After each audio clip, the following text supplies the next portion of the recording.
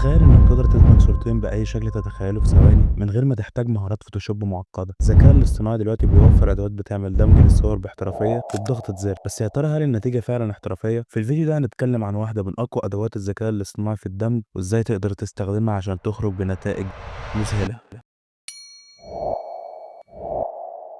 السلام عليكم ورحمة الله وبركاته. في فيديو النهاردة هنتكلم عن أداة قوية بتستخدم الذكاء الاصطناعي في دمج الصور بطريقة احترافية وسهلة جدا. الأداة دي اسمها ويسك، تقدر تدمج أي صورتين مع بعض بسلاسة وبنتائج مذهلة من غير ما تحتاج خبرة في التصميم.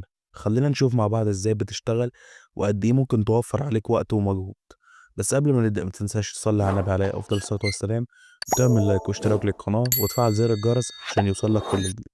يلا بينا نبدأ. اول حاجه هنعملها سواء كنت موبايل او كمبيوتر هننزل في بي ان. انا بستخدم الفي بي ان ده اسمه سكيور في بي ان على الموبايل. هنضغط عليه كده، نستنى شويه اما يحمل. هيظهر اعلان يعني تخطاه عادي. هتقوم دايس من فوق كده خالص على علامه الكره الارضيه ديت، تدوس عليها وتختار الولايات المتحده. اهم حاجه هيتصل معاك تلقائيا.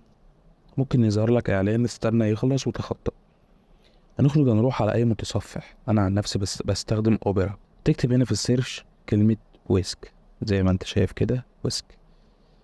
نبحث، هنضغط على اول لينك. ده شكل الصفحة او ده شكل اللينك اول ما تدوس عليه. هتدوس تسجيل دخول باستخدام حساب جوجل، تختار الحساب بتاعك اللي هتسجل بيه. هيظهر الثلاث خانات دول: موضوع ومشهد واسلوب. الموضوع اللي هو الحاجة اللي انت عايز تستخدمها. انا مثلا هنا بستخدم توك توك. مثلا انت ممكن تستخدم عربية، ممكن تستخدم كوتشي، ممكن تستخدم هي الفانوس بتاع رمضان بمناسبة رمضان، يعني كل سنة وانتم طيبين. ممكن تستخدم اي حاجة تانية. المشهد ده المشهد اللي انت عايز تحط فيه التوك توك مثلا او الفانوس او كده. انا اخترت التايم سكوير في نيويورك في امريكا. الاسلوب دي الطريقة اللي انت عايز بيها الصورة او الالوان اللي انت عايز بيها الصورة. انا هنا مختار صورة الجوكر عشان يعني ده يمكن من اشهر الالوان في عالم الايديت وكده، يعني الناس بتحبها وبتشد العين جدا. الالوان بتاعت فيلم الجوكر او الستايل بتاع فيلم الجوكر. فانا هنا طلبت منه ان هو يعمل لي يدمج لي الثلاث صور دول ببعض. ممكن هنا ندوس اضافه صوره من فوق ونختار بقى هل انت عايز تضيف مثلا حاجه مع التيك توك، عايز تضيف مشهد كمان، عايز تضيف اسلوب كمان كده. بس احنا مش هنستخدم اي حاجه. ندوس على علامه السهم ديت، نقول له يعني ان هو يدمج الصور. بيحمل كده، وممكن مش من اول مره يطلع الصوره صح. بس قبل ما نشوف النتيجه، عملت لايك ولا لا؟ اعمل لايك وتعالى يلا شوف النتيجه. دي هنا الصورتين اللي هو طلعهم. دي اول صوره هو طلعها. هنا بيقول لك دي تفاصيل الصوره. دي اول صوره هو طلع التفاصيل بتاعتها، يعني بصراحه شكلها جميل جدا. دي بطريقه تانية يعني اختلاف الاضاءه وكده. ممكن بقى ان انت تاخد الصور دي وتعدل عليها بقى، عايز تستخدمها في تصاميم. ممكن برضو نروح ندوس على علامة الزائد ديت ونضيف هنا صورة. هندوس مثلا موضوع، عايزين نضيف موضوع كمان.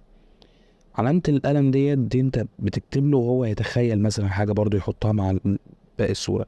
علامة الصورة دي طبعا اللي انت بتختار صورة.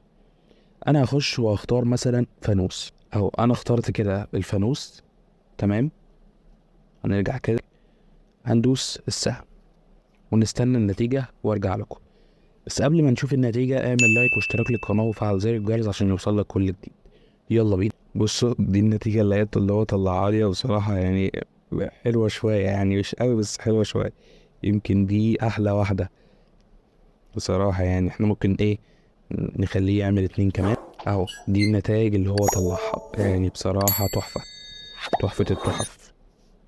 بصوا التفاصيل، دي التفاصيل بتاعتها.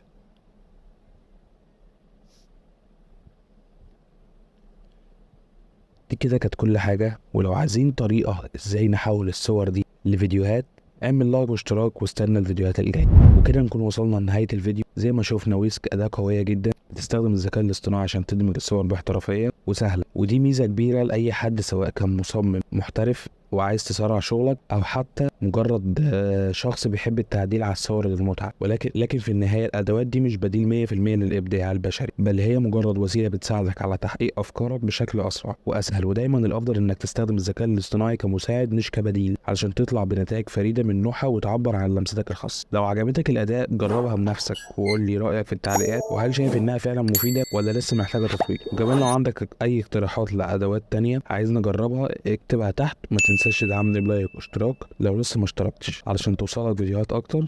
اشوفكم الفيديو الجاي، سلام.